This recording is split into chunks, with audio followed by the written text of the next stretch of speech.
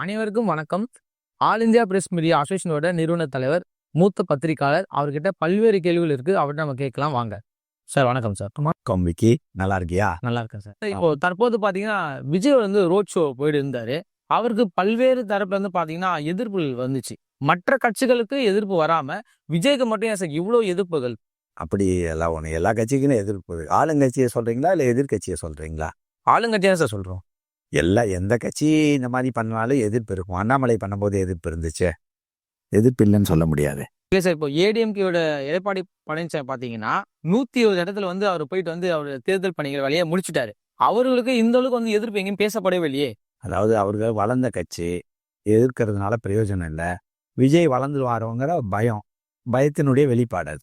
அப்போ திமுகவுக்கு ஒரு 50 வருஷமா அரசியல் பண்ற திமுகவுக்கு பாத்தீங்கன்னா இப்போ வளர்ந்து வர விஜயை பார்த்து ஒரு அச்சம் இருக்குன்னு நினைக்கிறீங்களா?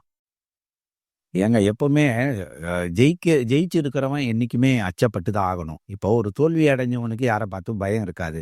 ஆனால் வெற்றியும் அந்த வெற்றி கழிப்பிலையும் அந்த பதவியும் அனுபவிச்சுட்டு இருக்கிறவன் எப்பவுமே இன்னொருத்தனை பார்த்து பயந்து தான் ஆகணும். அந்த பயத்தின் வெளிப்பாடு தான் எல்லாமே. இதுதான் இயற்கை தான், அது இயற்கை தானே. வெற்றியை வந்து தக்க வச்சுக்கணுங்கிறது எல்லாத்துக்கும் இருக்கக்கூடிய சுபாவம் தானே. அந்த கேரக்டர் வந்து திமுகவுக்கு இருக்கிறதுல நியாயம் தானே. சரிங்க சார்.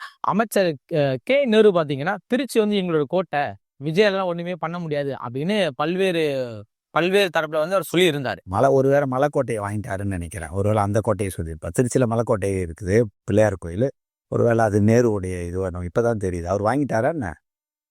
ஆனா இப்ப பாத்தீங்கன்னா அங்க நடந்த சூழ்நிலை வேற. அங்க இருக்க ஒட்டுமொத்த மக்களும் பாத்தீங்கன்னா விஜய் பக்கம் நிக்கிற மாதிரி இருக்குங்க சார். நீங்க அந்த கூட்டத்தை பாத்தீங்களா? அது எப்படி இருக்கு?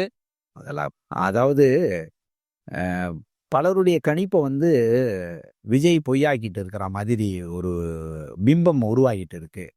எல்லாருமே வந்து கொஞ்சம் விஜய் வந்து கேர்லெஸ்ஸாக தான் நினைக்கிறாங்க. நம்ம கூட நம்மளுடைய பல போட்டிகளில் வந்து விஜய் இப்போ தான் வளர்ந்து வரக்கூடிய ஒரு அரசியல்வாதி, நிறைய கற்றுக்கணும்னு சொல்கிறான். ஆனால் மக்கள் வந்து விஜய்க்கு இவ்வளோ கிரேஸாக இருக்கிறாங்க அப்படிங்கும்போது கொஞ்சம் ஆச்சரியமாக தான் இருக்குது. உண்மையிலேயே அது இந்த கூட்டம் வந்து மிரட்டல். அவர் மாநாடு பண்ணார், ஓகே. ஆனால் இந்த கூட்டம் பல மணி நேரம் அவருக்காக காத்துட்டு இருந்தாங்கங்கிறது ஒரு மிகப்பெரிய ஆச்சரியம், மிகப்பெரிய கூட்டம். அது வந்து உண்மையிலேயே எல்லாருக்குமே, எங்களுக்கே ஒரு மிகப்பெரிய கேள்விக்குறி தான். ஆமாங்க சார். கிட்டத்தட்ட நேரம் பாத்தீங்கன்னா 11 மணிலேருந்து 12:30 மணி வரைக்கும் பாத்தீங்கன்னா அந்த கூட்டம் நகரவே இல்லை. விஜய்க்காக காத்திருந்து வந்து அந்த மாரி அவரை வெயிட் பண்ணி பார்த்து இருந்தாங்க.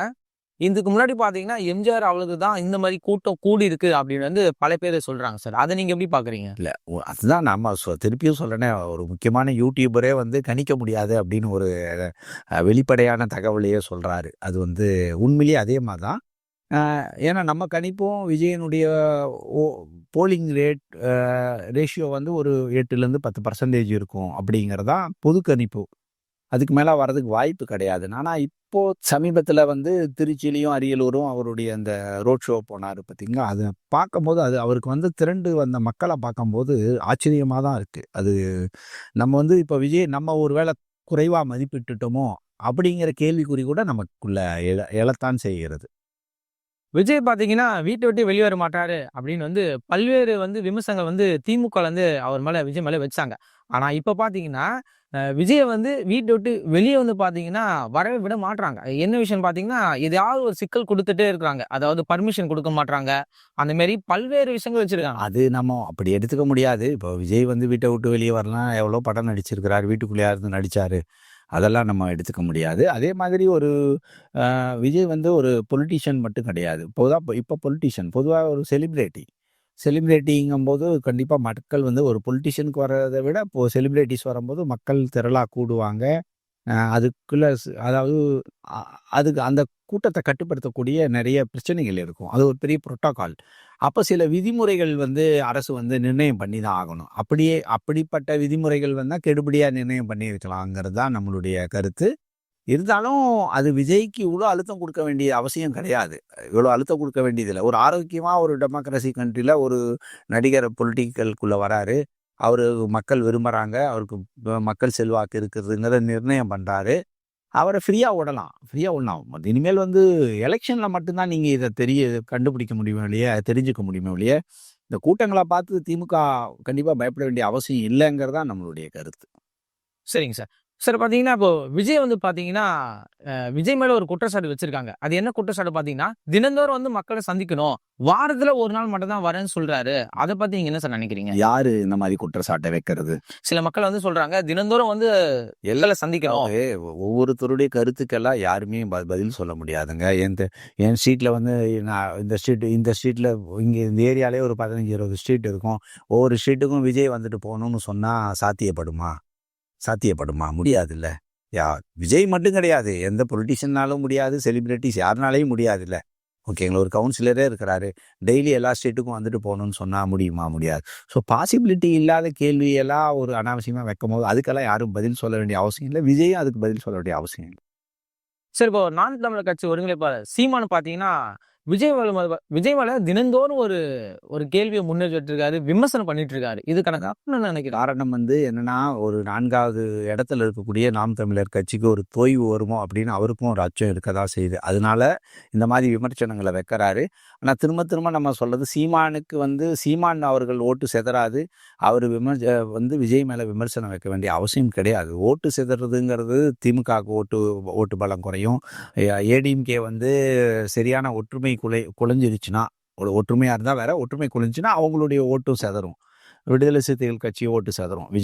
விஜயனுடைய பிரவேசத்துல இவங்களுக்கு தான் ஓட்டு சிதறும். சீமானுடைய ஓட்டு எதுவும் சிதற போறதில்ல. அப்படி இருக்கும்போது சீமான் தொடர்ந்து விஜய் மேல குற்றச்சாட்டு பண்ண வேண்டிய அவசியம் கிடையாது. ஏன்னா சீமானும் ஒரு வகையில் அவரும் ஒரு நடிகரா இருந்து தான் அரசியலுக்கு வந்தாரு. அதையும் அவரு மனசுக்குள்ள வச்சுட்டு தான் பேசணும். அவரும் ஒரு ஒரு மூவில இருந்தவரு, சினிமால இருந்தவரு, ஒரு டைரக்டரா இருந்தவரு, நடிகரா இருந்தா அதுக்கப்புறம் தான் பொலிட்டிக்கல்குள்ள வராரு.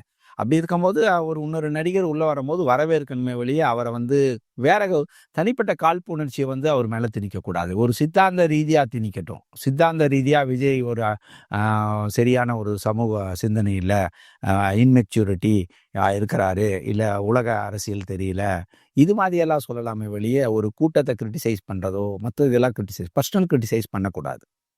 சார், இப்ப திமுகல பார்த்தீங்கன்னா, அ விஜயகாந்த் கூடாத கூட்டமா?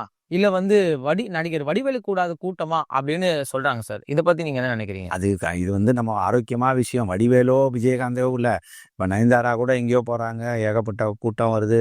முன்னாடி ஏதோ ஒரு நடிகை இருக்காங்க. அந்த அம்மாக்கு கேரளா போகும்போது அ பயங்கரமான கூட்டம் அப்படிங்கிறதெல்லாம் தகவல் பார்த்துருப்பீங்க சோஷியல் மீடியால. ஸோ கூட்டம் வர்றதுனால கூட்டம் வர்றதுனால ஓட்டு போட மாட்டாங்களா?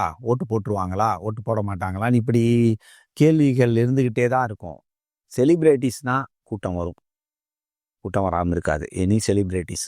திடீர்னு ரஜினிகாந்த் வந்து திருச்சி பக்கமோ இல்ல எங்க பக்கமோ சொல்லுங்க. விஜய் வந்து பல மடங்கு கூட்டம் வரும். இப்பவும் வரும்.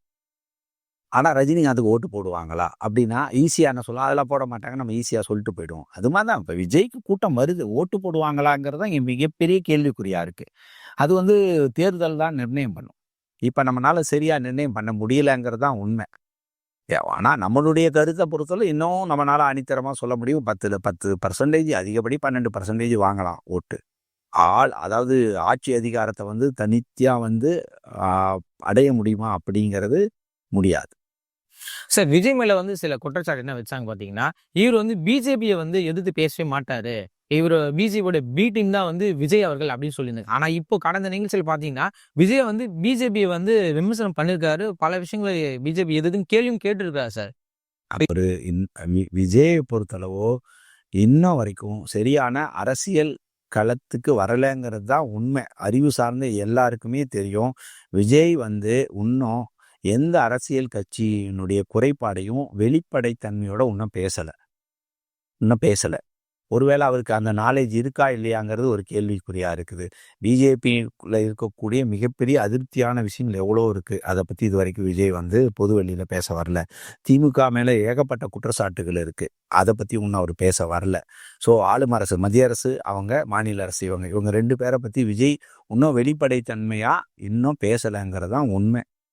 அதனால அவர் இப்ப பேசியிருக்கிற விஷயமெல்லாம் ஒரு ஒரு பொருட்டாவே எடுத்துக்க முடியாது. ஏகப்பட்ட குற்றச்சாட்டுகள் வந்து பிஜேபி மேலேயும் இருக்கத்தான் செய்யுது, திமுக மேலேயும் இருக்கு. இன்னும் அந்த குற்றச்சாட்டுகளை வந்து விஜய் வந்து பொது வெளியில வெளிப்படைத்தன்மையோட இன்னும் பேசல. சார், விஜய் இன்னும் ஒரு விஷயம் கத்துக்கணும் அப்படின்னா என்ன விஷயம் கத்துக்கணும் நீங்க நினைக்கிறீங்க சார்?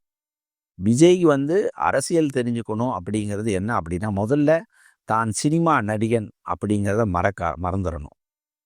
இன்னும் சினிமா ட்ரெண்டிங் தான் அவர் யூஸ் பண்ணுறாரு. அதை மறந்துடணும். மக்களுக்கான ஒரு மனிதன் அப்படிங்கிறது மனசுக்குள்ள அடி மனசுல பதியணும். அப்போ மட்டும்தான் அரசியல் பண்ண முடியும். புரியுதுங்களா? அதே போல இப்போ நம்ம ஒரு தமிழ்நாட்டில் தான் இப்போ கட்சி தொடங்கி இருக்கிறாங்கன்னா, தமிழக மக்களுடைய அடிப்படை தேவைகள் என்னங்கிறது ரொம்ப உன்னிப்பாக ஆய்ந்து அதை பேச பழகணும். அதுக்கான ரிமைடியஸை சொல்லணும். இதை செஞ்சால் இப்படி பலன் கிடைக்குங்கிறது சொல்ல தெரியும். அடிப்படை பிரச்சனைகள் தமிழ்நாட்டில் என்னென்ன இருக்குதுன்னு ஆய்வு பண்ணணும். அந்த ஆய்வை அவர் ஸ்டடி பண்ணிக்கிட்டு அதுக்கான சொல்யூஷனை கரெக்டாக ரைட் லாயலாக கண்டுபிடிச்சி அதை மக்கள் மத்தியில் எடுத்துகிட்டு போகணும்.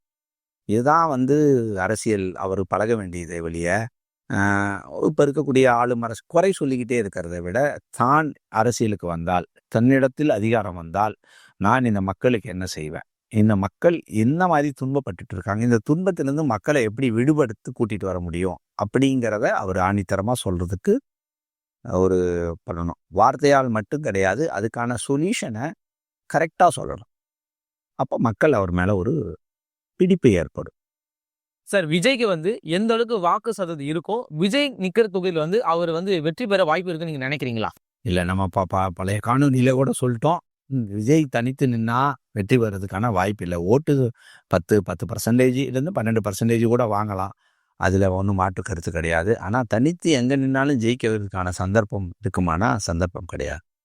தனியாக விஜயே ஒரு தொகுதியை செலெக்ஷன் பண்ணி நின்னா கூட அவர் அந்த இடத்துல ஒரு எம்எல்ஏவா ஆவாரா அப்படின்னா வாய்ப்பு கிடையாது. ஓகே சார், உங்களோட பொன்னான நேரத்தை எங்களுக்கு கொடுத்ததுக்காக மிக்க நன்றி சார். வணக்கம். நன்றி.